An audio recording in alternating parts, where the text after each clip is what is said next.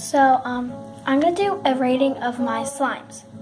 So, I'm gonna do from least favorite to favorite. So, here's my least favorite. It's a 3.5. It's the only thing that I really like about it is it smells good. I know you can't, but sorry. It's not super stretchy, and the sprinkles always fall out, and it's hard. So that's why I really don't like it. So then there's also this one's my middle. This one's a 6.5. Has these things. It's not stretchy. It has this. It has sprinkles. It's clear, and it's pretty good. It's just a 6.5. All right. So here's my favorite. That's a 10. It's this. Crazy Aaron's Gumballer.